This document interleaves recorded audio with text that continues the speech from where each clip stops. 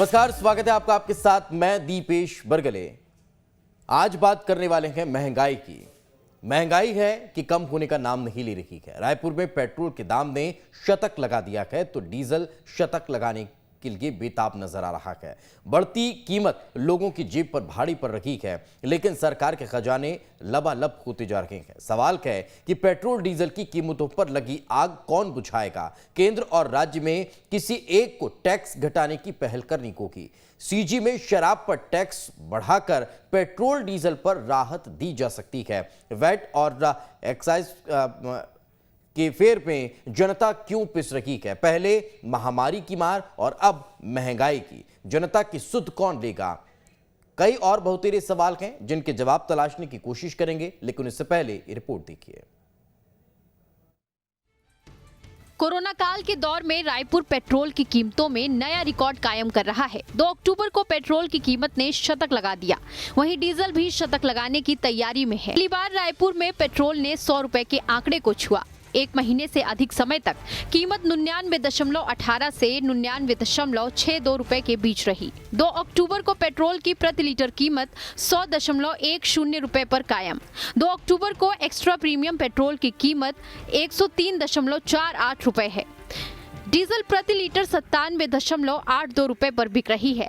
3 अक्टूबर petrol प्रति litre 100.34 रुपए रहा। 3 अक्टूबर को डीजल प्रति लीटर 98.14 रुपए रहा। अक्टूबर की शुरुआत के साथ ही पेट्रोल डीजल की नई कीमतों ने लोगों के बजट पर असर पड़ना शुरू कर दिया है। गौरतलब है कि पेट्रोल डीजल की कीमतों में राज्य सरकार द्वारा 25% वैट सेस और केंद्र सरकार द्वारा वसूले जाने वाला एक्साइज ड्यूटी शामिल है।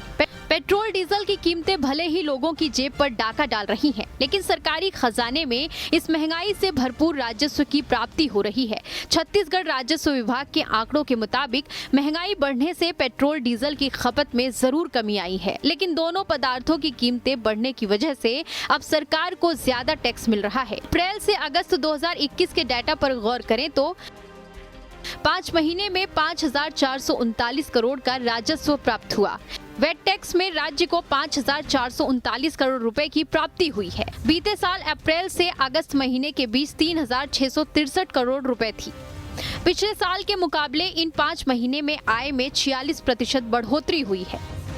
पेट्रोल डीजल की बढ़ती कीमत का असर दूसरी चीजों की महंगाई पर भी पड़ने लगा है। डीजल में महंगाई की वजह से माल भाड़ा बढ़ाने की मांग होने लगी है। कीमतों में बेतहाशा महंगाई की वजह से ट्रांसपोर्टर्स हड़ताल पर जाने को मजबूर हो चुके हैं। सीमेंट की कीमतों में महंगाई की प्रमुख वजह यही है। छत्तीसगढ़ में 7,000 ट्रकों ने सीमेंट कंपनियों से उठाव बंद कर दिया है। Team news state.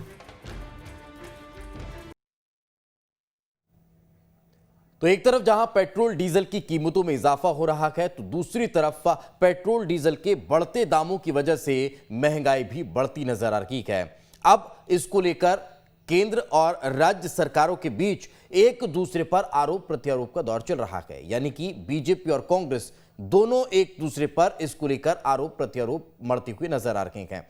कई सवाल हैं, उन सवालों के जवाब भी तलाशने की कोशिश करेंगे। एक तरफ जहां बीजेपी राज्य सरकार को यह कहती है कि अगर जनता की चिंता है तो फिर वैट और सेस कम क्यों नहीं किया जाता है, तो वहीं कांग्रेस इसको लेकर केंद्र सरकार पर यानी कि बीजेपी पर आरोप लगाती हुई नजर आती है कि लगातार बीजेपी शासन में महंगाई बढ़ रही है, लेकिन आम जनता को इससे कोई राहत मिलती हुई दिखाई नहीं देती है। सरकारें कोई भी हो, पेट्रोल और डीजल के दाम अगर बढ़ते हैं तो राजस्व में भी बढ़ोतरी होती है, और सबसे बड़ा अगर जरिया आय का कोई माना जाता है तो वो शराब और पेट्रोल डीजल की होता है। यही वजह है कि सरकारें भी इसे अपने अपने हिसाब से लेती नजर आती हैं और उससे अपने राजकोषीय घाटे को पूरा करने या फिर ये कह लीजिए कि सरकारी खजाने को भरने का काम करती हैं। चर्चा आज इसी मसले पर करेंगे। हमारे साथ पैनल में कई अतिथि मौजूद रहेंगे। अमित श्रीवास्तव जी कांग्रेस नेता हैं, वो हमारे साथ जुड़ चुके हैं। राजीव चक्रवर्ती जी बीजेपी की तरफ से हमारे साथ जुड़ेंगे और अर्थशास्त्री भी हमारे साथ अखिल स्वामी जी मौजूद रहेंगे। उनसे भी हम इसके आर्थिक तौर तरीकों पर चर्चा करने की कोशिश करेंगे। अमित जी, सवाल ये उठता है कि जहां जहां पेट्रोल की कीमतें जब जब जैसे जैसे बढ़ती गए, डीजल की कीमतें जैसे जैसे बढ़ती गए, राज्य सरकारों को भी इससे फायदा होता है, आम जनता को कैसे फायदा हो, क्या इस पर कोई विचार? निश्चित तौर पे दीपेश जी, देखिए कि ये दर्शाता है कि ये सरकार जब से आई है, मैं एक ही चीज कहना चाहूंगा दीपेश जी कि आपने भी देखा है, बड़े सम्मानित और वरिष्ठ पत्रकार हैं आप। ये सरकार ही आई थी कि बहुत हुई महंगाई की मार, अब की बार मोदी सरकार। अब जनता कह रही है बहुत हुई महंगाई की मार, अब बस भी करो मोदी सरकार। और जिस प्रकार से अब आग पेट्रोल में लगी है दीपेश जी, और उसे बुझाए कैसे जनता ये समझ नहीं पा रही है। क्योंकि आप जिस प्रकार से देखिए कि अगर आप कोई व्यक्ति अगर टंकी फुल कराने की तो सोचता ही नहीं है, लेकिन अगर कोई टंकी फुल कराता है तो जेब खाली हो जाती है। और कब तक जेब पर वार करेगी ये केंद्र में बैठी हुई मोदी सरकार। और टैक्स की जिस प्रकार से जो लूट इन्होंने किया, देखिए क्यों हुआ, क्योंकि इनके पास ना तो स्पष्ट नीति है ना नियत है। अब आप देखिए कि हमने डायनामिक प्राइस सिस्टम लाया था, और डायनामिक प्राइस सिस्टम जब 2010 में हमने लाया था तो हम सिर्फ पेट्रोल पे लाए थे, क्योंकि हम सभी जानते हैं कि अगर दीपेश जी डीजल पे लाते तो सारी चीजों का कंजम्पशन जो रेट उस पे बढ़ता, तो हमने डीजल को उससे एग्जम्प्ट करके रखा था। लेकिन जब मोदी सरकार आई और जनता के दर्द को समझने की जगह जहां उनको मलहम लगाना था, उन्होंने वहां पर नमक छिड़कना चालू किया। और 16 जून 2017 को अगर आप देखेंगे तो मोदी सरकार ने एक बिल इंट्रोड्यूस किया था, और वन स्कीम के तहत वो ये लाया था कि एवरी डे और 6 AM प्राइस जो है वो चेंज हो जाएगा, और उन्होंने डीजल पे उसको लाया। अब उसके बाद देखिए क्या हुआ, हमारे समय में क्रूड ऑयल कहां पर था और उसका पेट्रोल का प्राइस की कीमत क्या थी, 71 रुपए, जब $110 $115 था प्राइस, और हमारे समय में 71 रुपए पेट्रोल था। नहीं, 2014 अप्रैल में 72 रुपए के लगभग पेट्रोल का दाम था। 2007 का अगर जिक्र करते हैं तो 43 रुपए के लगभग दाम था, वो भी तो बढ़ रहा था ना। ये भी अगर बढ़ रहा है तो इससे मैं तो सवाल ये कर रहा हूं कि क्या प्रदेश की सरकार को इससे कोई फायदा नहीं? अगर पेट्रोल डीजल का रेट बढ़ता है तो क्या प्रदेश के राजकोषीय घाटे को कम करने में इसका इस्तेमाल नहीं होता है? प्रदेश के राजकोष को बढ़ाने में क्या इसका इस्तेमाल नहीं होता है? निश्चित तौर पे आप बिल्कुल सही कह रहे हैं, क्योंकि जो टैक्स मिलता है वो सरकार को भी मिलता है। और अगर एक्साइज ड्यूटी ले लीजिए, चाहे उस पर सेस ले लीजिए, और उसी प्रकार से वैट ले लीजिए, अगर सारे चीजों को आप इंक्लूड करेंगे, सेंट्रल एक्साइज टैक्स अगर आप देखेंगे तो हमारी सरकार, यही सरकार आने के बाद लगभग 60% से ज्यादा बढ़ा है।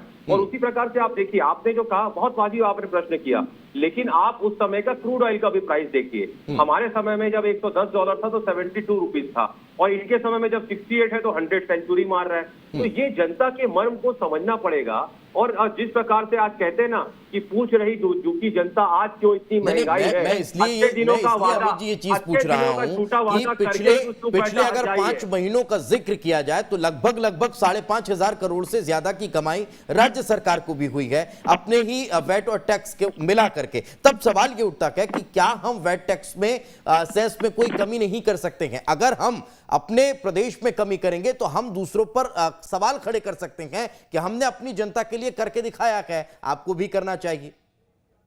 निश्चित तौर पे आपका कहना बिल्कुल सही है, लेकिन जिस प्रकार से आप देखिए कि मैंने आपको बताया ना कि आज ऐसा क्या है, ऐसा सरकार को अपना खजाना क्यों भरना है, और सरकार को क्या जनता के जेब में डाका डाल के ही अपना खजाना भरना है, और डीजल और पेट्रोल को क्यों जीएसटी के दायरे में नहीं लाते हैं? मैं यही चीज आपसे कहना चाह रहा हूं कि लगातार आज हमारे राज्य विरोध कर देता है ना, राजस्थान आपका राज्य विरोध कर देता है, महाराष्ट्र जहां आपके समर्थन में सरकार चल रही है वो विरोध कर देते हैं। दीपेश जी अब मैं कह लेता हूं, थैंक यू। देखिए जिस प्रकार से मैं आपको बताऊं कि हमारे प्रदेश की आप बात कर रहे हैं, निश्चित तौर पे जनता के लिए जो हित में होगा वो करने में भूपेश सरकार, कभी कांग्रेस की सरकार पीछे नहीं रही है, ये आपने देखा है। लेकिन अगर आप देखिए कि जिस प्रकार से प्राइस का इन्होंने बढ़ाया है, तो क्या आज हमारा जीएसटी का पैसा भी नहीं दे रहे। तो सारी तरीके से अगर हमारी जो सरकार है केंद्र बैठी हुई हमें परेशान कर रही है, और अगर हमें जनता कोरोना के काल में आप देखिए जिस प्रकार से अचानक आके इन्होंने घोषणा ब्यूरो टाइप घोषणा कर दी, उसके बाद जब देखा कि स्थिति नहीं संभल रही है तो राज्य सरकार को उनके भरोसे छोड़ दिया। वो सारी चीजों को भी हमको देखना है, मैनेज करना है, और यही वजह है कि इसका कहीं ना कहीं इसी से हम इस्तेमाल कर सकते हैं, और इसका फायदा है कि हम आम जनता को पहुंचा सकते हैं इसी वैट और टैक्स के पैसे से। खैर, साथ साथ में रहें अमित जी, आगे भी आपसे चर्चा करेंगे। राजीव चक्रवर्ती जी हमारे साथ जुड़ चुके हैं, अखिल स्वामी जी भी हमारे साथ जुड़ चुके हैं। आप दोनों का बहुत बहुत स्वागत है। राजीव जी, एक पॉलिटिकल कमेंट पहले आपसे ले लेते हैं कि आखिर कब तक हमें इस तरह से पेट्रोल डीजल का बेतहाशा दाम बढ़ते हुए देखना पड़ेगा और कब जाकर इससे राहत मिलेगी?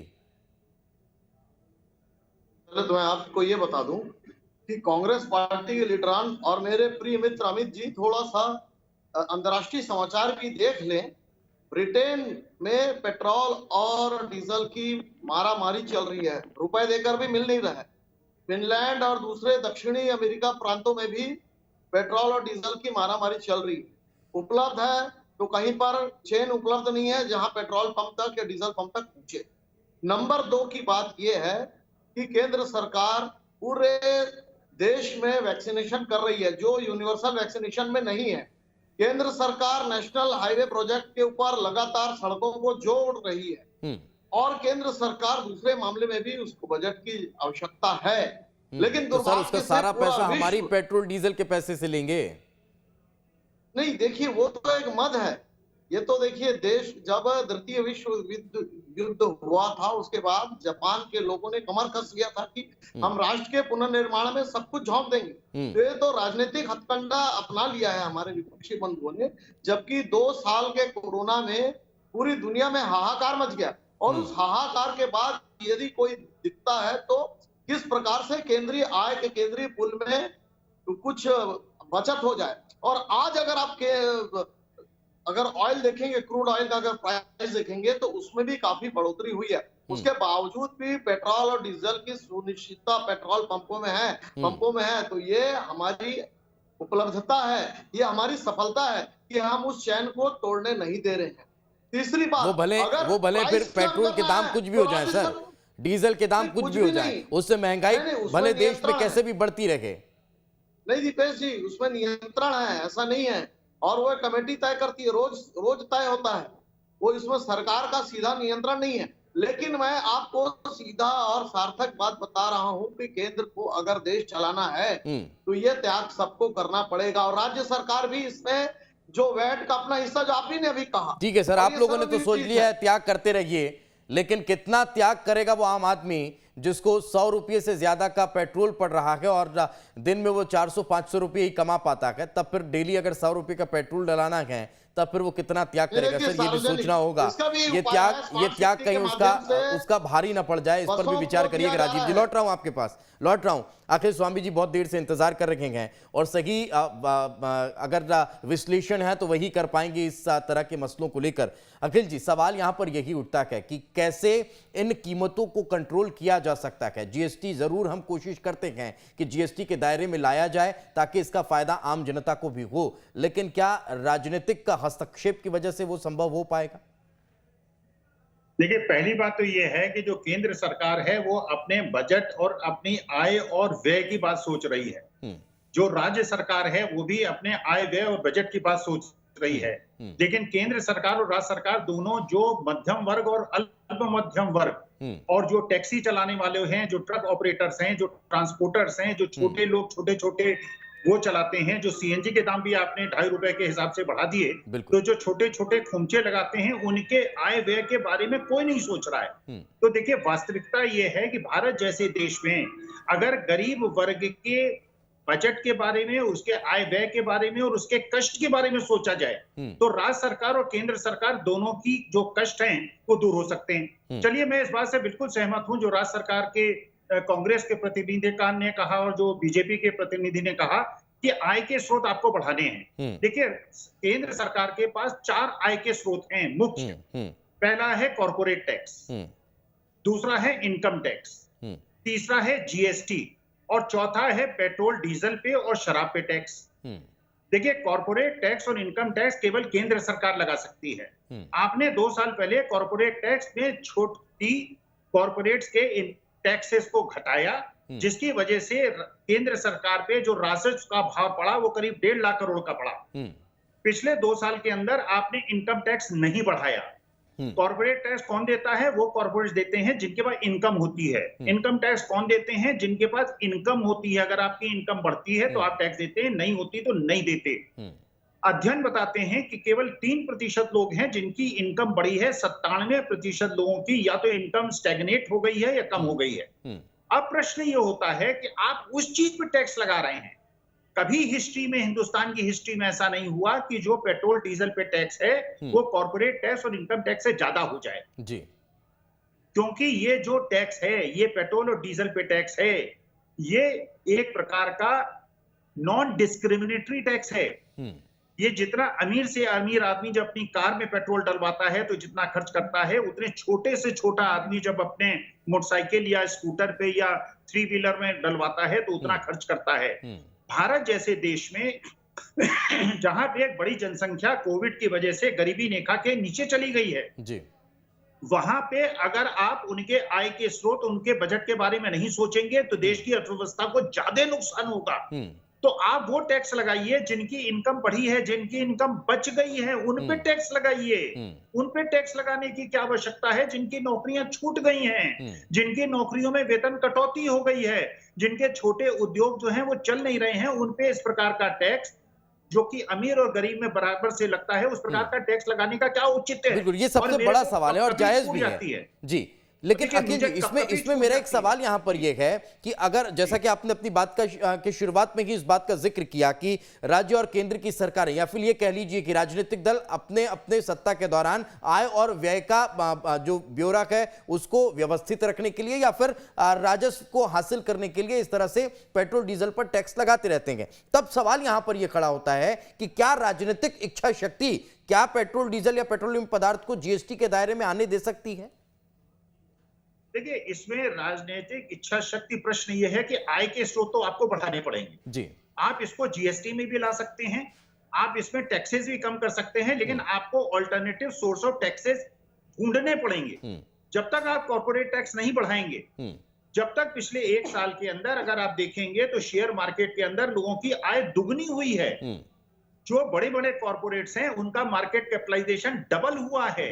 अगर उनसे टैक्सेस आप नहीं वसूलेंगे जिनकी इनकम बढ़ी है, तो अगर आपके पास इनकम के स्रोत नहीं होंगे तो इनकम के स्रोत आपको इन्हीं चीजों से ढूंढने पड़ेंगे जो कि बड़े और छोटे जो हैं दोनों पे आघात करेंगे।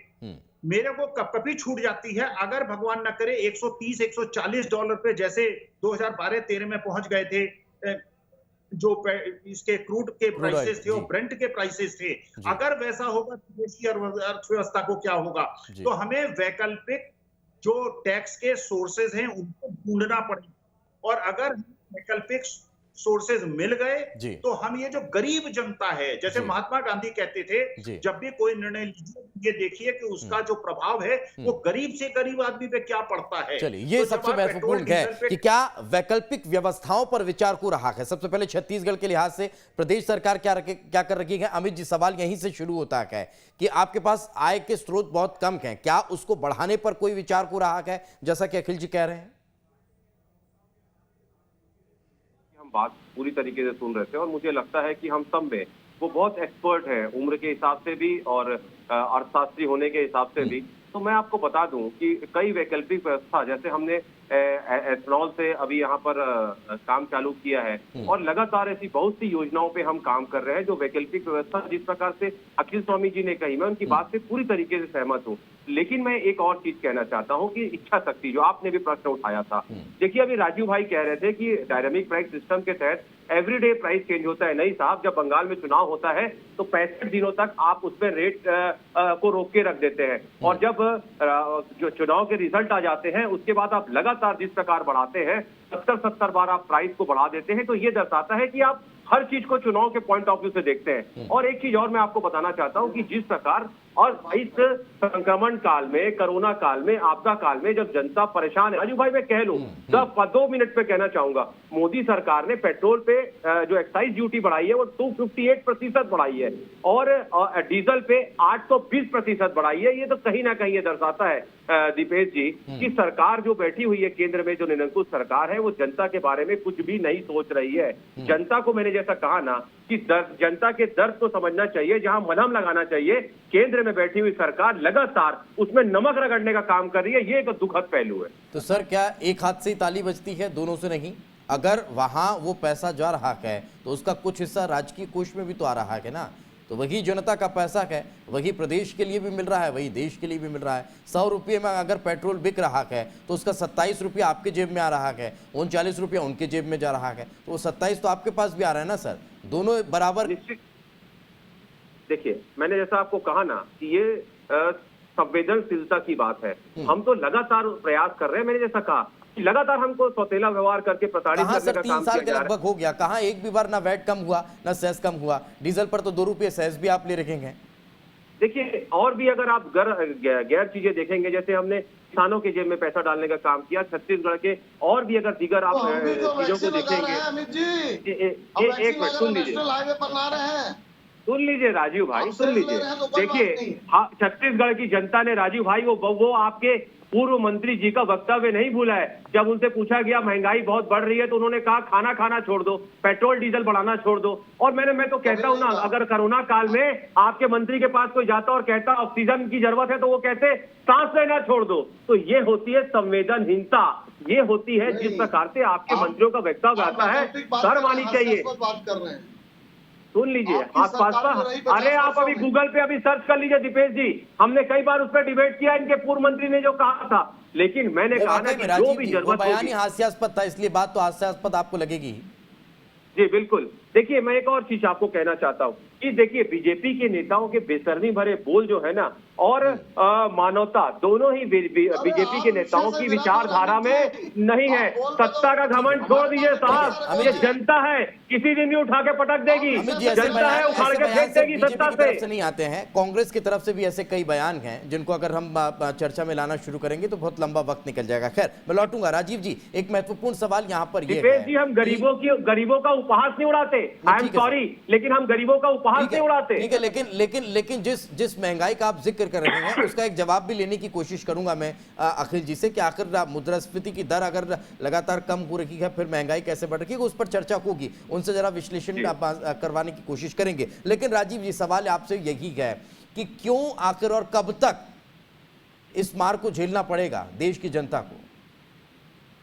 देखिए, ये मार नहीं है, ये मल्हार है, जिसे बार बार नमक कह रहे हैं मेरे मित्र अमित जी, ये तो मल्हार चाहिए। राज्य सरकार, अगर आप इसे इस टाइप का वक्तव्य दे रहे हैं तो आपको माफी मांगना चाहिए चैनल पे। राज्य सरकार वैट कम नहीं करेगी, केंद्र सरकार वैट कम कर लेगी। यानी मीठा मीठा गप गप, कड़वा कड़वा थू थू, सब कुछ हम तो सर सुन लीजिए ना राजीव जी, राजीव जी सुन लीजिए, मध्य प्रदेश में भी बीजेपी की सरकार है, वहां पर भी कम करवा दीजिए ना वैट थोड़ा सा। सर, छत्तीसगढ़ में ही वैट कम करवाएंगे। वहां की जनता आपकी हितैषी नहीं है क्या सर? वहां की जनता आपको वोट नहीं देती होगी शायद। राज्य हो या केंद्र हो, पेट्रोल की जो क्राइसिस है, जो सप्लाई चेन की जो क्राइसिस है, उसकी वजह से ये तात्कालिक समय में ये दर बढ़ा हुआ है। लेकिन जैसे हमारे अर्थशास्त्री स्वामी जी भी कह रहे थे कि अगर अंतर्राष्ट्रीय दर पर क्रूड ऑयल बढ़ती है तो पता नहीं क्या हो सकता है। लेकिन मैं कहूं, तो सर ये चिंता कौन करेगा? राजीव जी, कौन करेगा चिंता? क्या अखिल स्वामी जी करेंगे, अमित जी करेंगे, मैं करूंगा, कौन करेगा सर ये चिंता? आपकी सरकार है सर, चिंता आपको करनी है। उन्होंने तो, अखिल स्वामी जी ने तो अपनी बात बता दी, एक अर्थशास्त्री होने के नाते उन्होंने इस डिबेट के अंदर बीजेपी के प्रवक्ता तक बात पहुंचा दी कि अगर खुदा ना खास्ता क्रूड ऑयल के दाम अगर उस 2012 के लिहाज से उस स्तर पर पहुंच गए तब क्या होगा, हाहाकार मच जाएगा। उन्होंने तो बता दिया आपको, अब चिंता आप लोगों को करनी है सर। देखिए, चिंता सबको करनी होगी, हम कहीं दक्षिण अमेरिका देशों की तरह नहीं हो जाएं। आप अगर ये देखेंगे तो जो पब्लिक ट्रांसपोर्ट है उसको बढ़ावा देना पड़ेगा। बहुत अच्छी बात कही सर, चिंता सबको करनी होगी। लोग अगर गाड़ी से चल रहे हैं तो उन्हें पैदल चलना शुरू कर देना चाहिए, सेहत भी सुधरेगी और बजट भी सुधरेगा। लगता है यही, क्योंकि जब अगर ब्रजमोहन अग्रवाल जी ये कह देते हैं कि जिनको महंगाई बढ़ती हुई दिख रही है वो खाना पीना छोड़ दीजिए, तो फिर सर हम तो गाड़ी चलाना छोड़ ही देते हैं आज से। लौट रहा हूं सर, लौट रहा हूं आपके पास। अखिल स्वामी जी, अखिल स्वामी जी राजू भाई, आपके भी जेब से पैसा कटता है, आपकी भी जेब में डाका डलता है जब आप पेट्रोल और डीजल डलाते हैं। बात को समझिए। अब तो देश की जनता कह रही है मोदी है तो महंगाई है, मोदी है तो महंगाई है, देश की जनता कह रही है। सरकार की कुशासन की वजह से मुद्रास्फीति और मुद्रा संकुचन को देश को झेलना पड़ा है। और हमारी सरकार ने आके विदेशी भंडारण भी बढ़ाया मुद्रा की। और ठीक है सर, समय का अभाव है। अखिल जी, एक संक्षेप में एक सवाल का जवाब थोड़ा सा आपसे चाहूंगा। 2013 का अगर जिक्र करते गए तो मुद्रास्फीति की दर लगभग 9.6% कुछ थी। 2020 में वो आकर 3 कुछ परसेंट रह जाती है। तो फिर ये अगर कम हो रही है तो महंगाई बढ़ रही है कि विरोधाभास नहीं नजर आता? बात को समझिए, इन्फ्लेशन बढ़ता क्यों है? इन्फ्लेशन दो कारणों से मुख्य रूप से बढ़ता है। जब डिमांड बढ़ जाती है और सप्लाई नहीं बढ़ती, और दूसरा डिमांड उतनी ही रहती है और सप्लाई कम हो जाती है, तब इन्फ्लेशन बढ़ता है। वास्तविकता में मुझे कष्ट नहीं है अगर मेरी तनख्वाह 10% बढ़े और इन्फ्लेशन 6% हो, लेकिन मुझे कष्ट तब है जबकि मेरी इनकम न बढ़े और इन्फ्लेशन 3% हो। ये स्थिति स्टैगफ्लेशन की स्थिति है कि ग्रोथ कम हो रही है और इन्फ्लेशन बढ़ रहा है। मैं 3.5% के इन्फ्लेशन को भी ज्यादा मानूंगा अगर मेरी इनकम नहीं बढ़ेगी। अगर मेरे इंटरेस्ट रेट कम हो जाएंगे, जो मुझे रिटायर्ड लाइफ में मैंने अपना पैसा पूंजी जमा कराई है और उसमें जो मुझे इंटरेस्ट मिलता था 8% का, वो घट के 6% हो जाता है। तो जो इंटरेस्ट रेट और इन्फ्लेशन का बीच का एक तारतम्य था वो भी टूट गया है। जबकि वास्तविकता में जो बैंक का इंटरेस्ट रेट होना चाहिए वो इन्फ्लेशन से 2% ज्यादा होना चाहिए, जिससे कि कम से कम आदमी के घर में जो इनकम आए वो बैंक में पैसा और लोगों को उससे फायदा हो। कहीं ना कहीं ये सबसे महत्वपूर्ण है। समय का अभाव था सर, माफी चाहूंगा, पर्याप्त वक्त आप लोगों को दे नहीं पाया। बहुत बहुत शुक्रिया आप तीनों का हमारे साथ चर्चा में जुड़ने के लिए। इसी के साथ हमारे इस खास पेशकश में आज फिलहाल इतना ही। कल फिर हाजिर होंगे किसी नए मुद्दे के साथ। तब तक के लिए नमस्कार।